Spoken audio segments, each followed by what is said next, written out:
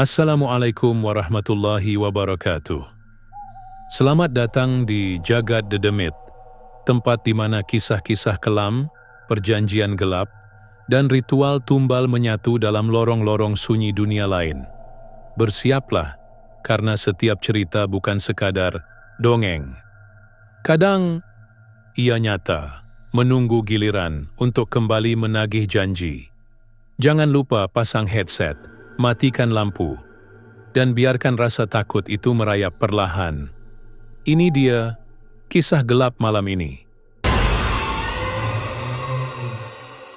Di sebuah kampung padat di pinggiran kota Semarang, ada dua warung mie ayam yang letaknya hanya berjarak 3 rumah. Warung yang satu dikelola oleh Bu Roro, wanita berusia 40 tahun yang dikenal sabar, ramah, dan selalu tersenyum walau dagangannya kadang tak seramai dulu. Warung satunya lagi, lebih baru, dimiliki oleh seorang janda muda bernama Bu Amel, usia baru 30, wajah cantik, kulit putih bersih, dan gaya bicaranya luwes. Ia sudah 2 tahun tinggal di kampung itu setelah suaminya meninggal karena kecelakaan kerja. Pagi-pagi, aroma kaldu ayam dan bawang goreng mulai memenuhi gang kecil tempat warung-warung itu berdiri.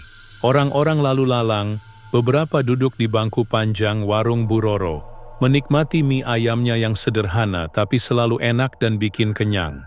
Bu Roro, tambahin sambal sak sedikit ya, kata Pak Mardi, pelanggan setia yang sudah bertahun-tahun.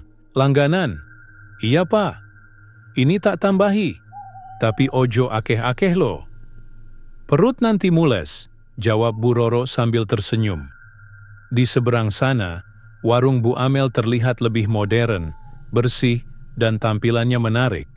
Tapi entah kenapa, pembelinya tak seramai. Bu Roro, kadang sehari cuma 5-6 mangkok yang terjual. Padahal Bu Amel sudah mengganti resep, membeli kaldu instan mahal, bahkan menyewa anak muda buat bantu promosi online. Tapi hasilnya tetap sama, sepi. Orang-orang itu lebih milih warung tua itu. Padahal warungku lebih rapi. Rasanya juga lebih kuat, gumam Bu Amel sambil melipat tangan di dada, menatap dari balik tirai plastik. Bu Amel mulai merasa tersaingi. Ia tak terima warung yang lebih kecil dan tua bisa lebih ramai dari warungnya yang bersih dan wangi. Mungkin mereka semua memang sudah terlalu nyaman sama rasa lama. Atau jangan-jangan Bu Roro itu pakai pelet, pikirnya. Suatu sore, saat hujan, rintik turun dan langit mulai gelap, Bu Amel duduk sendirian di kursi plastik. Tangannya memainkan sendok, pikirannya kalut.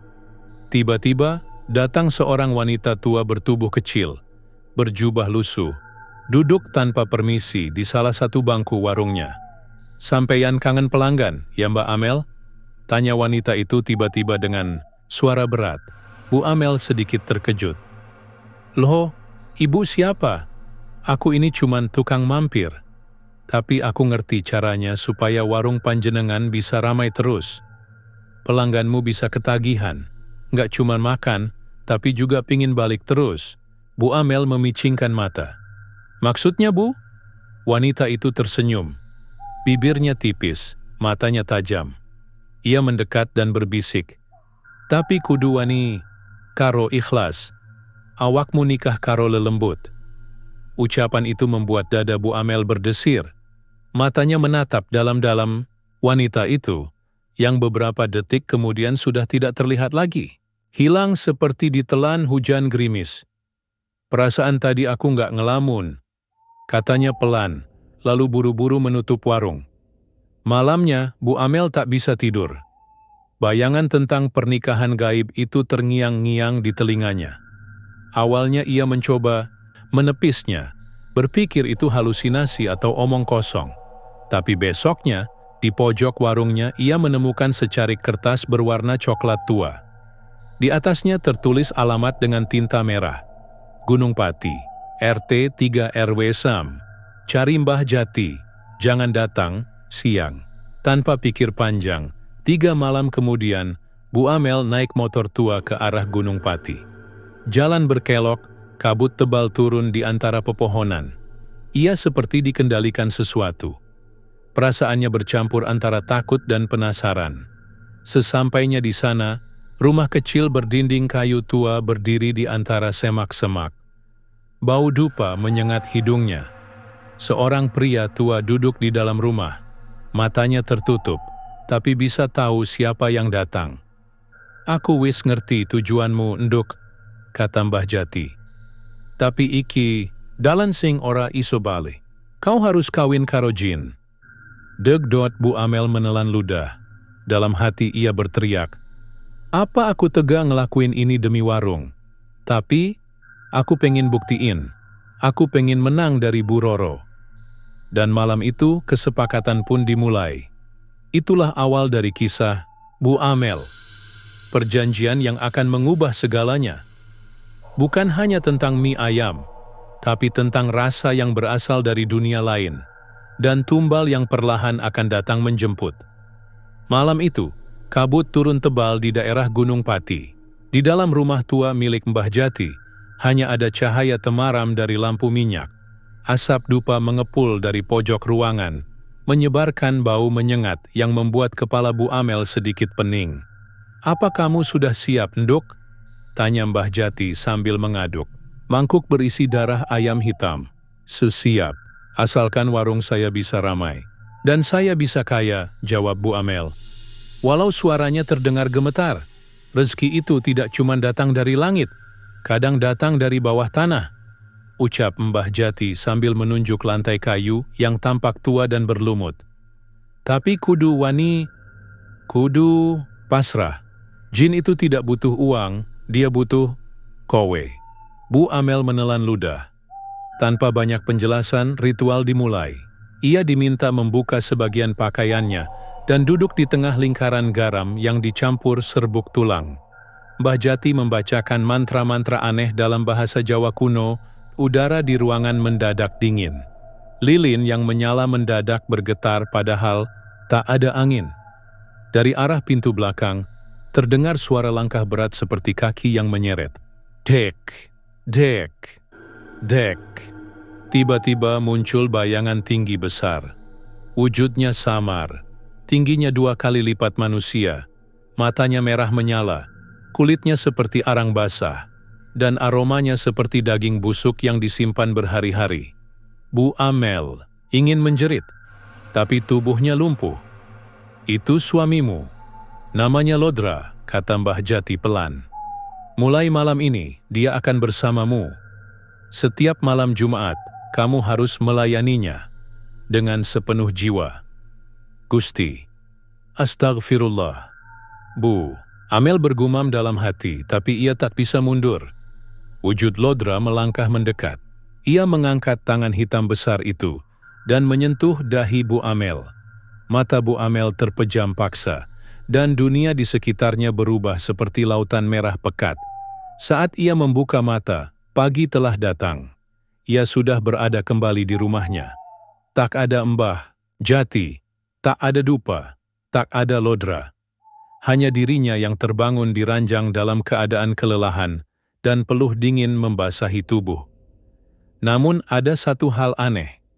Di dapurnya, panci kaldu mie ayam yang semalam kosong, kini penuh dengan air kaldu yang harum luar biasa. Ia mencicipinya.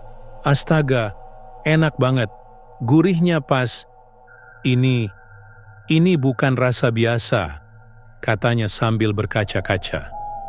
3 hari setelah kejadian itu, warung Bu Amel berubah drastis. Orang-orang datang berbondong-bondong. Bahkan yang biasanya lewat saja, kini berhenti dan penasaran ingin mencoba.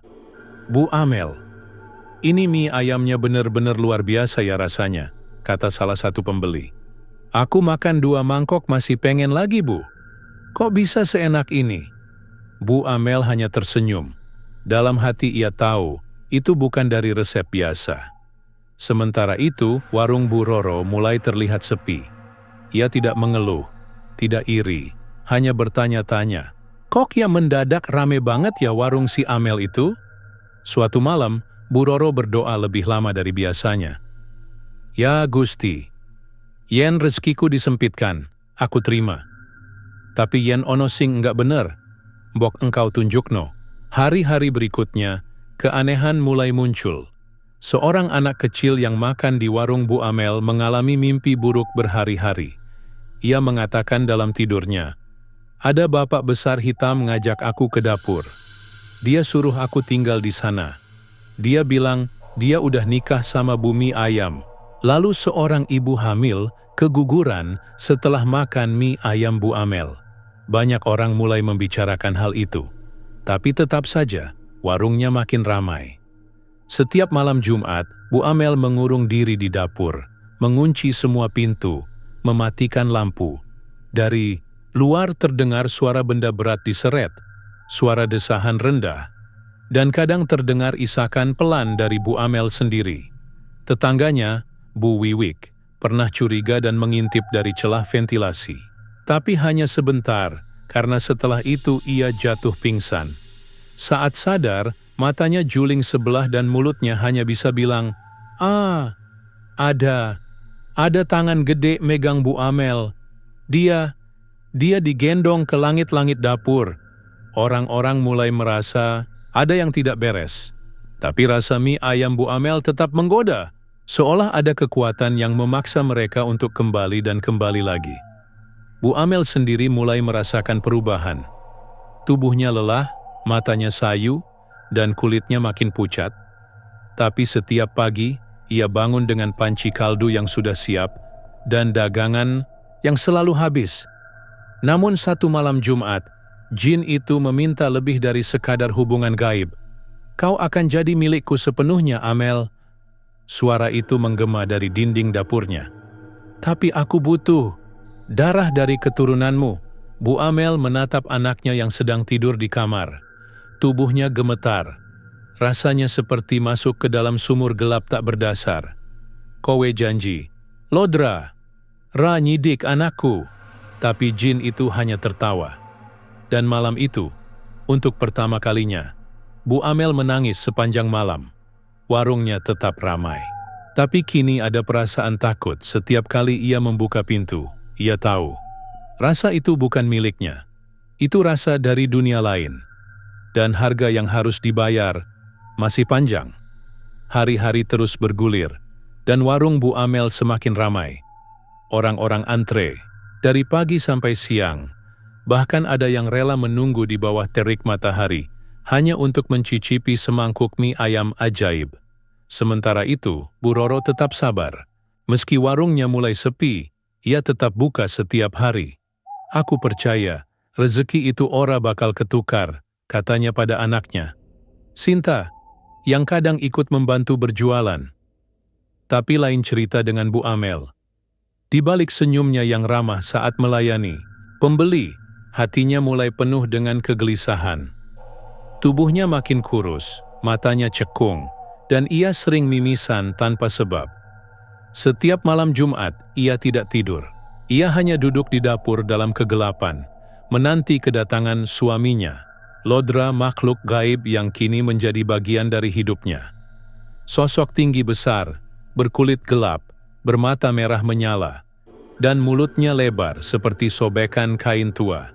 Ia datang bukan hanya untuk menagih hubungan, tapi juga mulai merasuk ke dalam hidup Bu Amel, mencampuri pikirannya, menyentuh anaknya dalam mimpi, dan bahkan membisikkan hal-hal yang membuat Bu Amel hampir gila. "Sebentar lagi, aku ingin lebih. Aku ingin tinggal bersamamu selamanya." Suatu pagi, Bu Amel sedang mencuci panci besar bekas kaldu, ketika tiba-tiba anaknya, Arga, masuk ke dapur sambil membawa gambar. "Bu, aku gambar mimpi semalam," katanya polos. Gambar itu sederhana, dibuat dengan krayon. Tapi yang membuat bulu kuduk Bu Amel meremang adalah sosok besar berwarna hitam, dengan mata merah, berdiri di belakang dirinya yang sedang mengaduk mie ayam. "Astagfirullah," bisik Bu Amel sambil mengambil gambar itu dengan tangan gemetar. "Kok iso gambar koyo ngene?" Arga hanya tertawa kecil. "Dia teman baru aku, Bu. Dia bilang nanti aku ikut dia jalan-jalan ke bawah rumah." Degdot keringat dingin langsung membasahi leher Bu Amel. Ia merobek gambar itu dan langsung membakarnya. Di atas kompor, Sejak hari itu, setiap malam Arga mengigau. Ia bicara sendiri, tertawa pelan, dan kadang memanggil nama yang sama, Lodra. Suatu sore, saat langit mendung dan angin bertiup kencang, Bu Roro melewati depan warung Bu Amel. Ia ingin menyapa, tapi tiba-tiba langkahnya terhenti. Dari sela-sela jendela dapur Bu Amel, ia melihat sesuatu. Seseorang atau sesuatu sedang berdiri menghadap dinding dapur. Tubuhnya tinggi, tidak wajar, dan kepalanya hampir menyentuh langit-langit. Bu Roro langsung merinding. Ya Allah, opo kuwi? Ia buru-buru pulang, mengambil air doa yang biasa ia simpan. Dan malam itu ia bermimpi aneh. Dalam mimpinya, Bu Amel duduk di dapur, menangis, sambil memeluk sesosok bayangan hitam. Dia sudah milih jalan gelap, Mbak Roro, suara tua terdengar dalam mimpinya. Tapi kamu bisa nyegah korban berikutnya. Keesokan harinya, sebuah kejadian besar mengguncang warga kampung. Seorang pelanggan warung Bu Amel tiba-tiba kejang-kejang setelah makan mie ayam. Matanya melotot dan ia berteriak, "Panase, panase, anasing nyeke aku," sebelum pingsan dan mulutnya berbuih. Warga panik. Polisi datang. Tapi anehnya, saat diperiksa di rumah sakit, pria itu tidak mengalami keracunan atau gangguan medis. Semuanya normal. Namun setelah kejadian itu, bisik-bisik mulai muncul. Katanya dia kesurupan. Warung Bu Amel kira normal. Rasanya memang enak, tapi kok habis makan, kepala rasanya berat ya? Malam harinya, saat Bu Amel mencoba tidur, ia mendengar suara ketukan dari dapur. Tok, tok, tok. Ia membuka mata, tapi tidak beranjak. Tok, tok, tok. Ia mengambil senter dan berjalan perlahan menuju dapur. Nafasnya berat. Tangannya gemetar saat memutar gagang pintu. Saat pintu dibuka, tak ada siapa-siapa. Namun di dinding dapur, ada wajah. Wajah hitam besar, matanya merah menyala. Muncul dari balik tembok seperti lukisan hidup. Mulutnya bergerak, mengucapkan kata-kata dalam bahasa yang tidak dikenalnya. Wektumu meh entek, saiki giliran awakmu dadi bagian saka aku. Bu Amel menjerit dan pingsan di tempat. Pagi harinya tubuh Bu Amel ditemukan oleh Arga yang menangis. Ketakutan. Ia dibawa ke rumah sakit, dan dokter mengatakan kalau Bu Amel mengalami gangguan kejiwaan ringan akibat kelelahan dan stres. Namun sejak hari itu, warung mie ayamnya tetap buka sendiri. Orang-orang masih datang. Tapi kini yang menyajikan mie ayam bukan Bu Amel.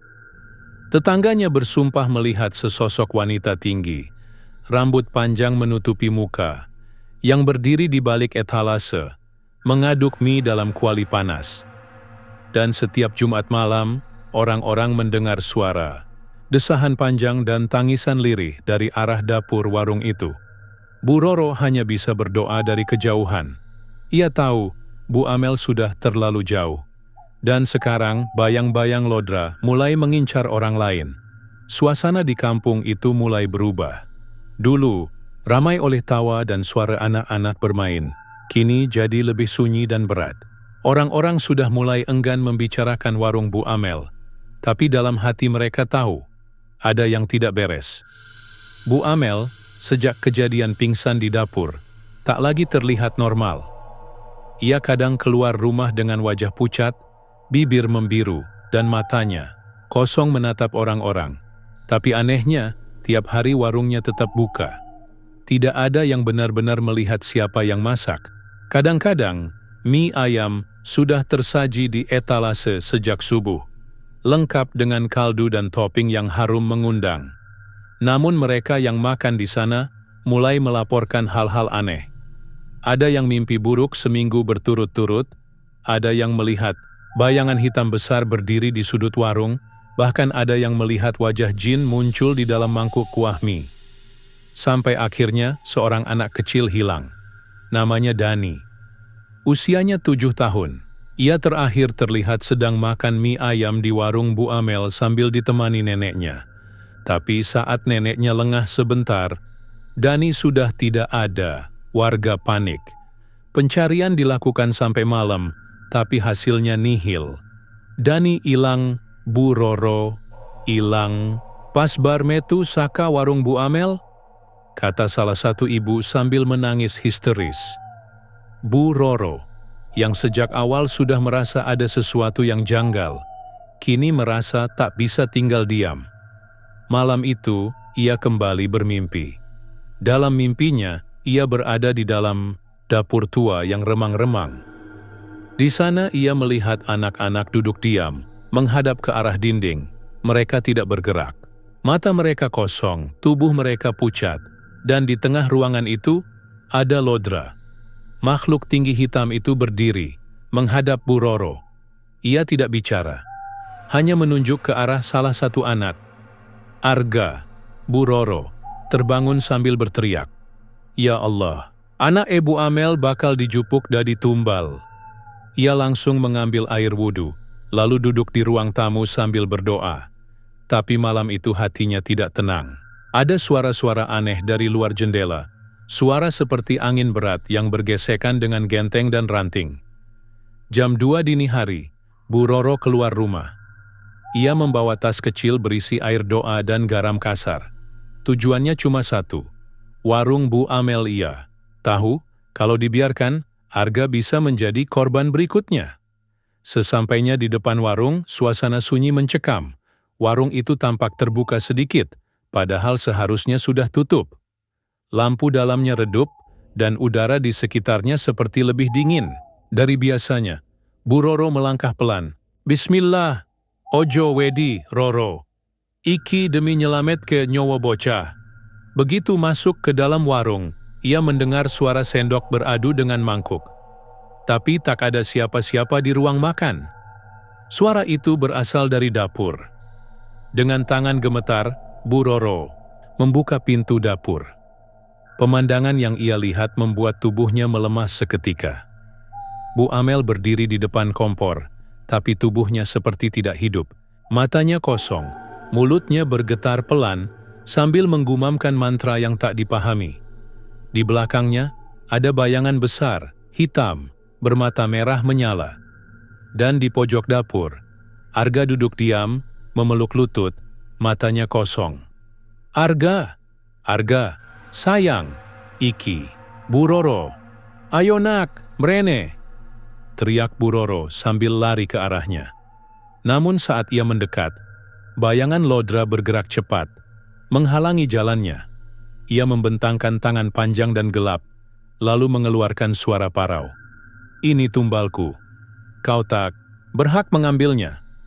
Bu Roro menggenggam erat botol air doa, lalu menyiramkannya ke arah makhluk itu. Ciii! Asap putih langsung mengepul. Suara jeritan keras memenuhi ruangan. Lodra mundur beberapa langkah, tubuhnya tampak terbakar sebagian. Dalam sekejap, ia menghilang ke dalam tembok dapur.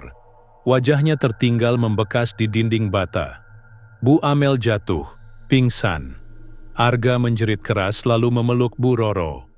Bu Roro memeluknya erat, sambil menangis. Alhamdulillah, Gusti, matur nuwun. Keesokan harinya, warung Bu Amel ditutup. Polisi datang karena laporan kehilangan Dani dan kondisi Bu Amel yang tak stabil.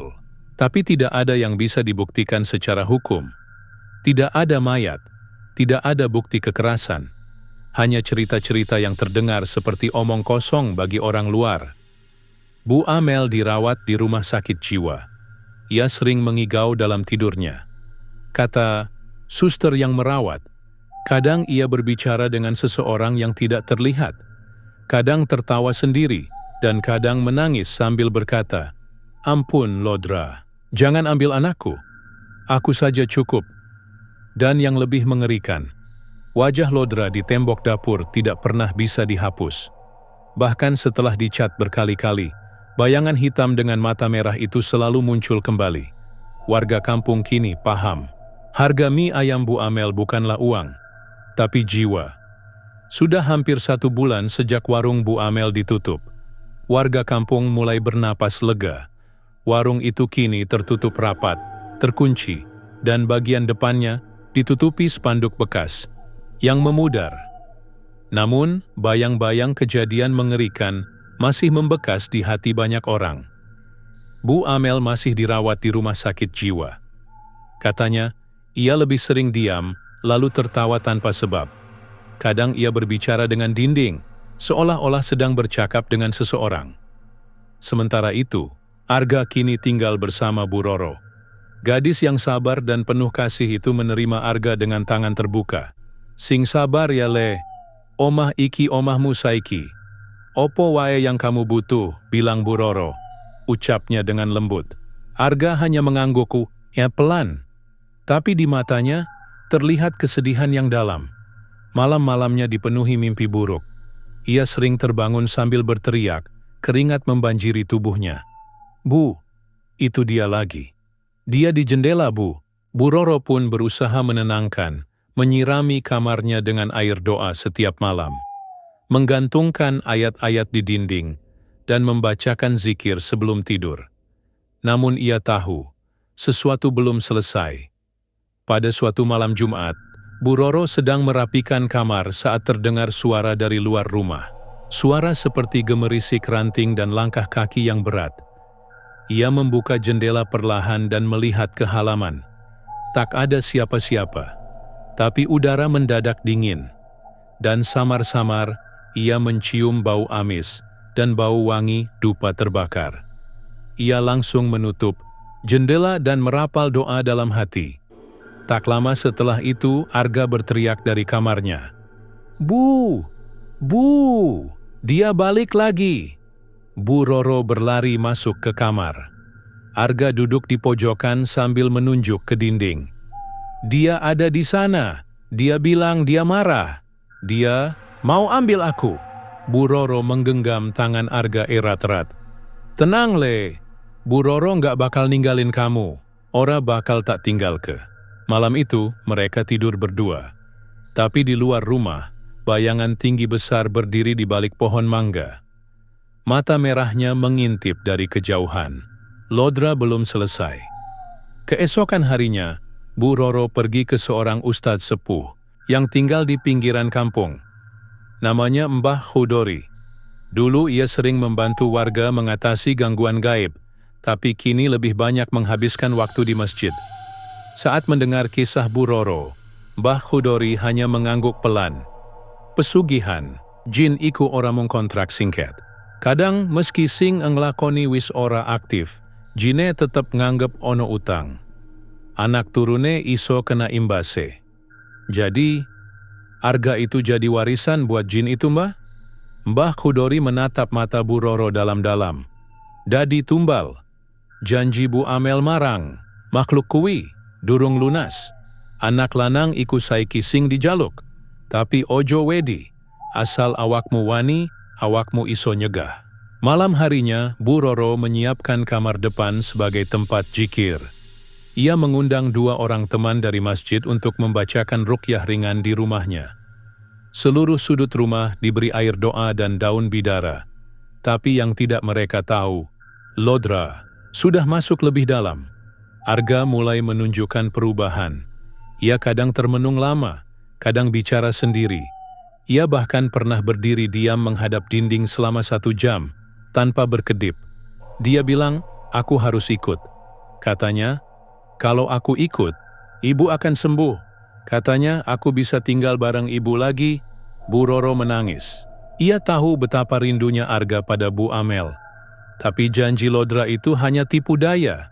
Jin selalu menggunakan kelemahan manusia untuk menjebak.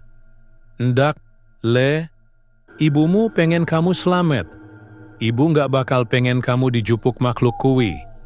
Pada malam ke-40, sejak warung Bu Amel ditutup, Lodra datang dalam wujud utuh.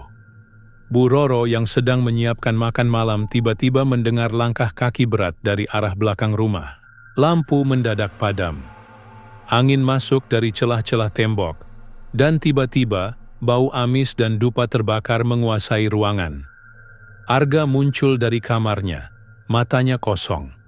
Ia berjalan pelan ke arah dapur, seperti ditarik oleh kekuatan gaib. "Arga!" Bu Roro berteriak, berlari memeluk tubuh mungil itu. Tapi tubuh Arga panas luar biasa. Ia seperti terbakar dari dalam. Dari balik dinding dapur muncul bayangan besar. Tubuh tinggi, hitam, berasap, lodra. Makhluk itu menunjuk Arga. Sudah waktunya. Ini janjinya. Jangan halangi perempuan tua. Bu Roro menggigit bibir. Dengan air mata menetes, ia meletakkan tangan ke dada Arga sambil berdoa sekuat tenaga. Ayat demi ayat ia lafalkan, gemetar, tapi terus mengalir tanpa henti. Makhluk itu menjerit, tapi Arga mulai sadar. Matanya berkedip, tubuhnya melemah dan ia menangis. Aku nggak mau ikut dia, Bu Roro. Seketika, cahaya putih dari arah pintu muncul. Sosok samar seorang wanita, Bu Amel, dalam wujud gaibnya muncul. Ia menangis melihat anaknya. Maafkan ibu, nak. Maaf.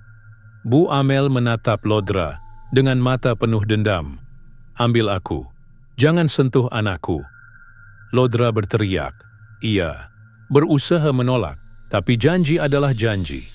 Dalam kilatan api dan suara jeritan panjang, tubuh gaib Bu Amel dan bayangan Lodra menghilang, membakar dirinya sendiri ke dalam kegelapan. Setelah malam itu, Arga sembuh. Ia perlahan mulai tersenyum, bermain kembali, dan hidup seperti anak kecil biasa. Tapi setiap Jumat malam, Bu Roro tetap menyalakan lampu di kamar Arga, membacakan doa, dan menjaga dari kejauhan. Ia tahu, walaupun Lodra telah pergi, jejaknya mungkin masih tersisa, dan di tembok dapur rumah, Bu Amel yang kini kosong dan akan dirubuhkan oleh warga, masih terlihat samar bayangan hitam dengan dua mata merah menyala, menunggu. Sudah 7 tahun berlalu sejak malam mengerikan itu. Kampung Guntur kembali tenang. Warung Bu Amel sudah lama dirobohkan, dan bekas tanahnya dibiarkan kosong. Warga menanam pohon pisang, dan bunga-bunga liar tumbuh tanpa arah.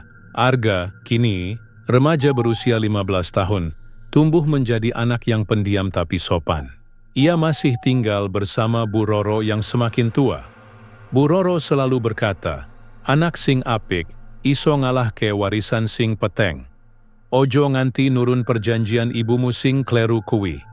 Arga hanya mengangguk, meskipun hatinya tak pernah benar-benar mengerti apa maksud kalimat itu. Meskipun tampak normal, Arga mulai mengalami hal-hal aneh lagi. Malam-malamnya sering dipenuhi mimpi yang sama. Sebuah sumur tua, suara desis ular, dan tawa wanita parau dari dalam kegelapan. Kadang, ia terbangun dengan keringat dingin, napas tersengal. Dan di dinding kamarnya, daun-daun bidara yang digantung, Bu Roro seringkali ditemukan kering dan hangus seperti terbakar. Suatu sore, saat pulang dari sekolah, Arga melintasi jalan kecil di samping bekas warung ibunya. Tempat itu kini ditumbuhi rumput tinggi dan berbau lembab. Tapi sore itu, Arga merasa seolah ada yang memanggilnya. Arga, lehek, Arga. Suara itu halus, lirih, tapi masuk ke dalam telinganya seperti bisikan langsung ke otak. Ia menoleh, cepat, tak ada siapa-siapa. Namun di tengah rerumputan, ia melihat sesuatu berkilau, seperti lempengan logam tua. Rasa penasarannya mengalahkan logika. Ia melangkah masuk, menunduk, dan mengambil benda itu. Sebuah cermin kecil, dengan bingkai perak tua, berukir huruf Jawa kuno. Saat ia melihat bayangannya, refleksi itu tidak sama. Wajahnya tampak lebih pucat, dan ada tangan hitam besar di belakang pundaknya. Arga terkejut dan membanting cermin itu. Tapi benda itu tidak pecah. Ia terduduk, tubuhnya menggigil. Sejak saat itu, Arga mulai berubah. Bu Roro, yang sudah merasa ada sesuatu tak beres, mulai mencari petunjuk. Ia kembali menemui Mbah Khudori, yang kini sudah sangat sepuh. Mbah, aku khawatir. Arga mulai aneh. Mata ekoyok kosong. Tangannya kadang kedinginan kayak es. Apa Lodra? Bali maneh? Mbah Khudori menghela napas panjang. Wiwit awal, jin, iku ora mati. Dia cuma dikunci. Tapi perjanjian karo Bu Amel, kui perjanjian darah, dan darah kui nurun. Arga bawa kunci dalam dirinya. Bu Roro gemetar. Terus, piye carane nglindungi dia? Dheweke kudu nolak warisan kui sendiri. Tapi butuh kekuatan iman, keberanian, lan pengakuan jujur dari hati. Opo dheweke siap? Anak iku kudu milih. Nerus ke warisan sing peteng. Opo nyegah kutukan kui nganti titik akhir. Arga, tanpa sepengetahuan Bu Roro, mulai sering menyendiri. Ia menyimpan cermin kecil itu di bawah tempat tidurnya. Kadang ia berbicara dengan bayangannya sendiri. Kalau aku ikut kamu, apa aku bisa ketemu ibu? Suara dari cermin menjawab lembut. Bisa, Le. Ibumu menunggu. Dia kedinginan di bawah. Dia kesepian. Kau bisa bantu dia. Dan suatu malam, Arga menghilang. Bu Roro panik. Ia mencari kemana-mana. Ke rumah teman sekolah Arga, ke masjid, ke taman, tak ada jejak. Lalu entah kenapa, nalurinya membawanya ke tempat yang paling ia takuti. Bekas warung Bu Amel. Dengan membawa lampu senter dan air doa, Bu Roro menerobos semak-semak, melawan angin malam yang dingin. Di tengah lahan kosong itu, terdapat sebuah lubang sumur yang sebelumnya tidak ada. Sumur itu gelap dan dalam. Di tepinya berdiri Arga. Arga! Bu Roro berteriak. Arga menoleh. Wajahnya kosong. Di belakangnya bayangan besar muncul dari dasar sumur. Lodra. Dia memanggilku, Bu. Aku cuma pengen ketemu ibu. Aku pengen tahu kenapa semua ini terjadi padaku. Bu Roro menangis. Ia melangkah maju perlahan. Le, awakmu ora kudu ngerti kabeh saiki. Tapi awakmu kudu percaya. Ibumu wis nebus salahe, kowe ora kudu neruske. Iki jebakan, Le, jebakan. Bayangan Lodra makin besar, menjulur ke atas seperti asap tebal. Kau adalah darahku sekarang. Pilih, bersatu, atau semua akan mati.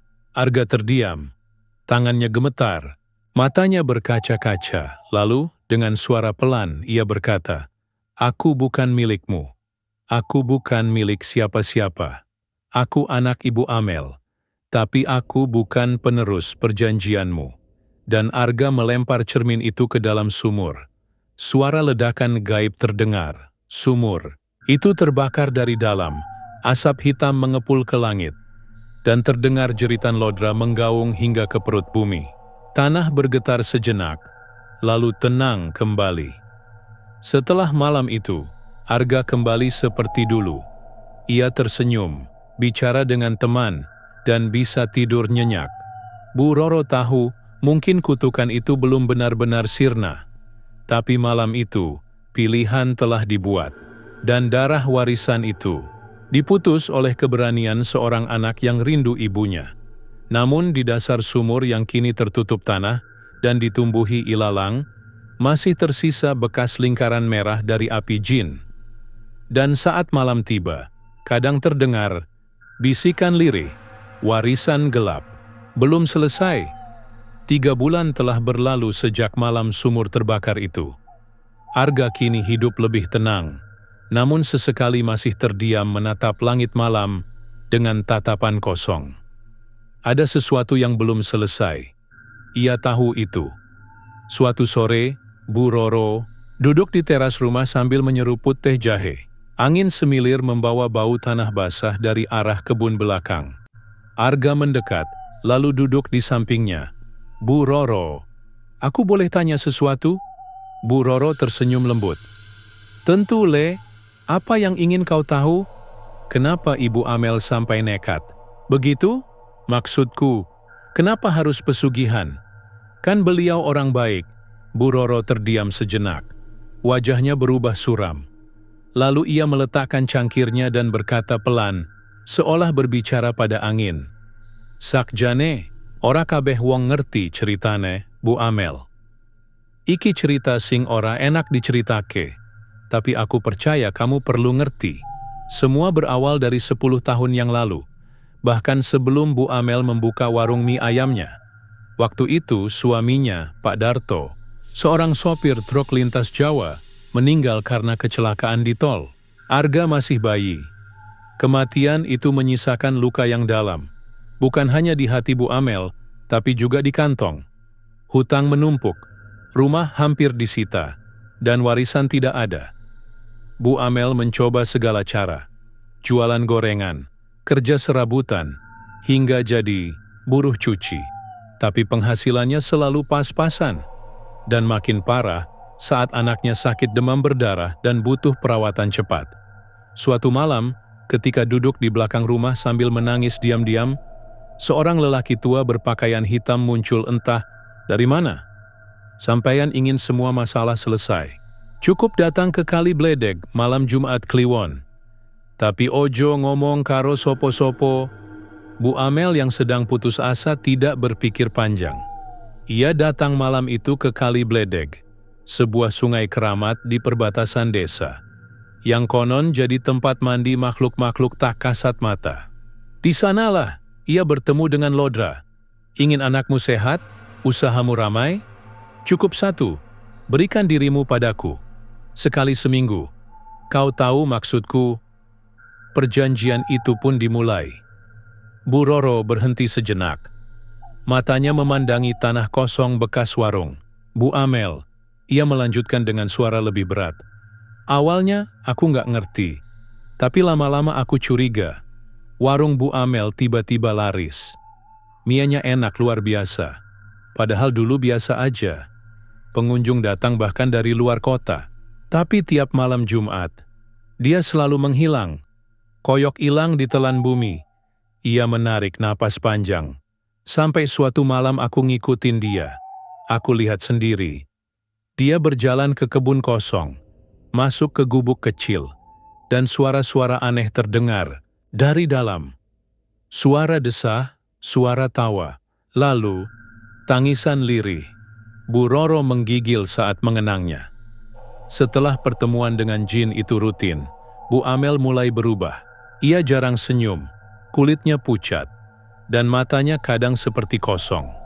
Tapi dia tidak bisa berhenti. Perjanjian sudah dibuat, dan setiap kali ia menolak, anaknya jatuh sakit, warungnya jadi sepi, bahkan pernah hampir kebakaran. Semua terjadi begitu cepat, dan satu-satunya cara bertahan adalah menyerah total pada Lodra. Wong pesugihan kuwi, Arga, ora ono sing gratis, opo wae sing dikontrak karo jin, mesti ono bayarane, opo awakmu, opo nyawamu, opo generasimu. Pokoke tumbal kuwi kudu ana. Arga mendengarkan dengan wajah tegang. Jadi aku bagian dari perjanjian itu? Bisiknya. Bu Roro mengangguk pelan. Ibumu mungkin awalnya hanya ingin bertahan, bukan mencelakakan kamu. Tapi jin itu cerdas. Mereka nginceng lemahe manungsa. Rasa cinta, rasa takut, rasa putus asa, semua dipakai. Arga mengepalkan tangannya. Ia menatap tanah, seolah melihat kembali wajah ibunya. Aku ingin membebaskan semuanya, Bu Roro. Diriku, dan juga arwah ibu. Bu Roro memeluknya. Kui keputusan yang luar biasa. Tapi membebaskan warisan pesugihan ora gampang. Perlu kekuatan batin, bantuan, lan kadang pengorbanan terakhir. Malamnya, Arga kembali bermimpi.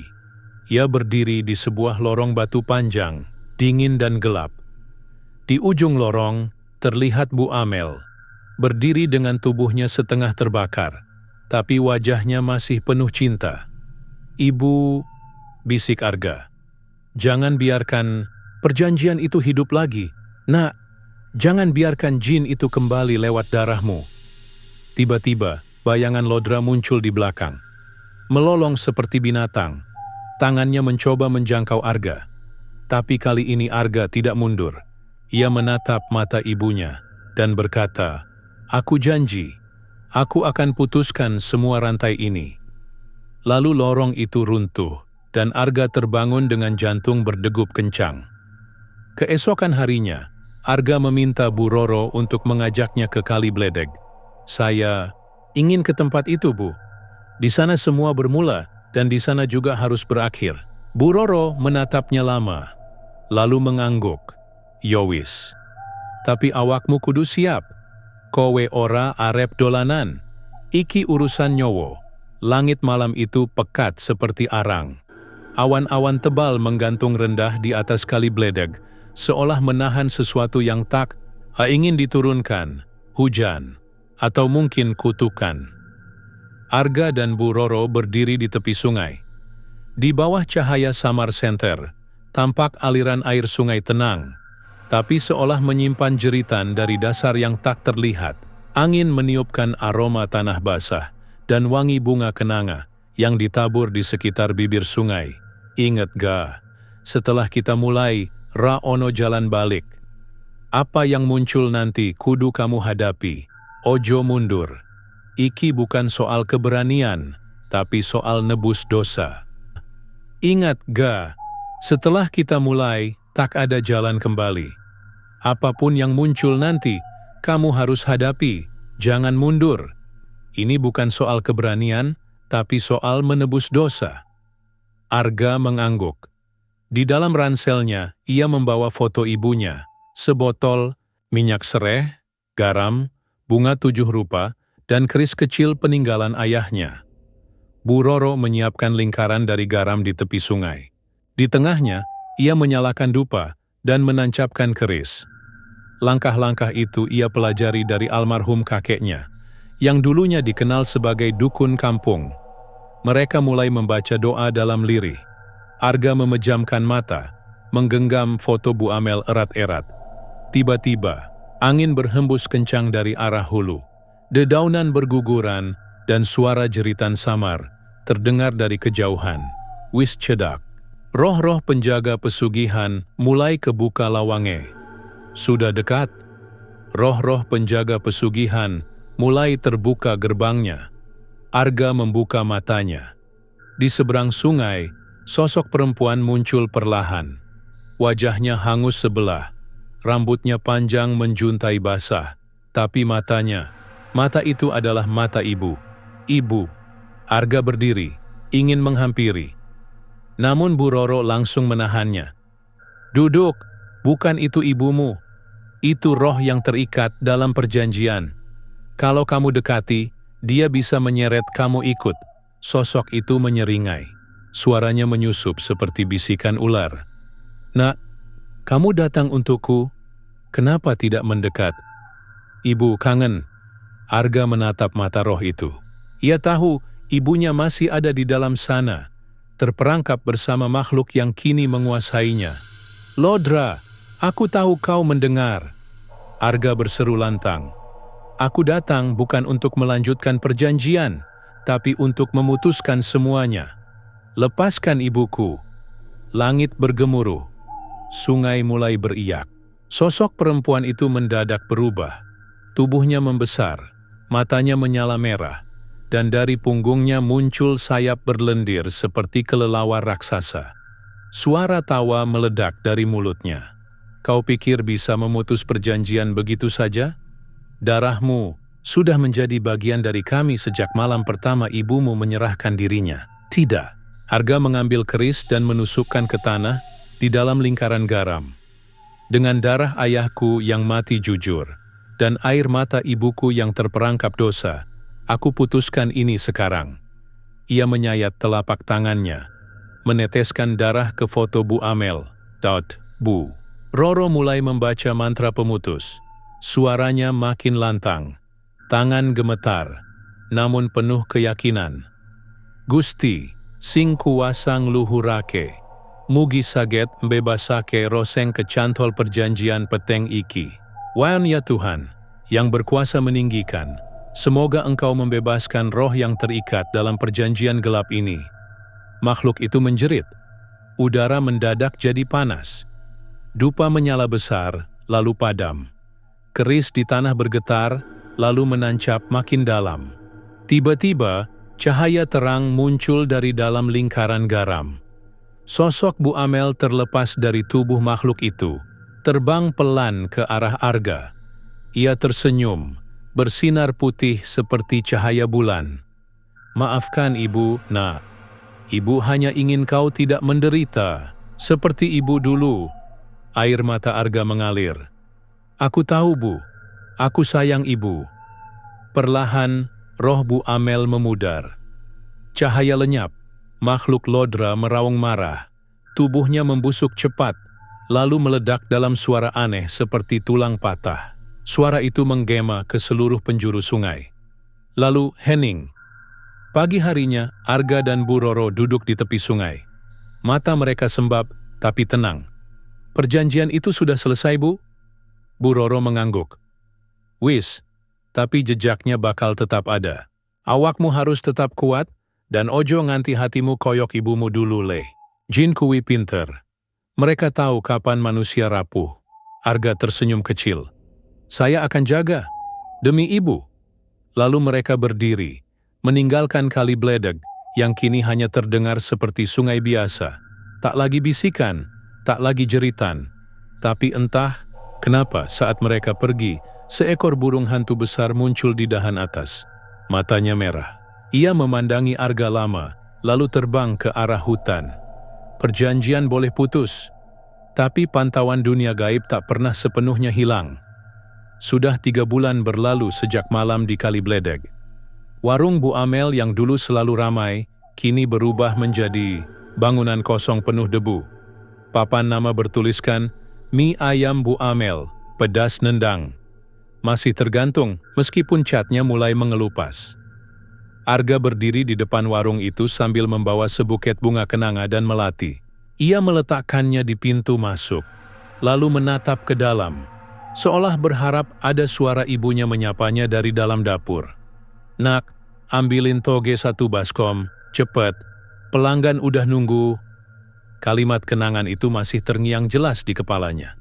Tapi, yang terdengar kini hanyalah suara angin, dan gesekan tirai plastik yang sobek tertiup. Bu Roro datang membawa 2 gelas teh hangat. "Aku bawain teh. Aku tahu kamu pasti kesini lagi."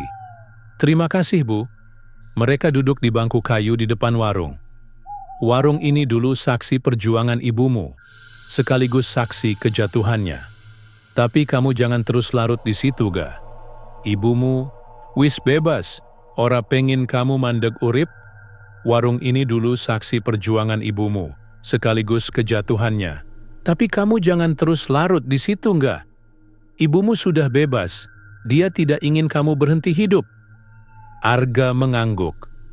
"Saya tahu, tapi rasa bersalah itu masih ada, Bu. Saya tidak bisa cegah ibu waktu itu. Saya terlalu kecil dan terlalu bodoh." "Bukan bodoh. Kamu cuman anak kecil yang ditinggal ayahnya dan melihat ibunya berjuang sendiri.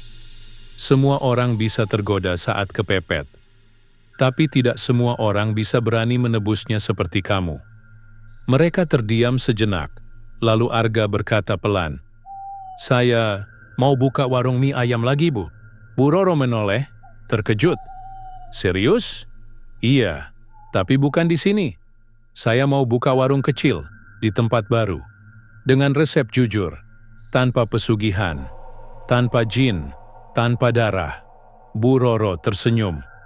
"Wah, nek ngono, aku mau jadi pelanggan pertamamu." Mereka tertawa kecil. "Tapi kamu yakin bisa nggak? Dunia kuliner sekarang keras. Persaingan gila.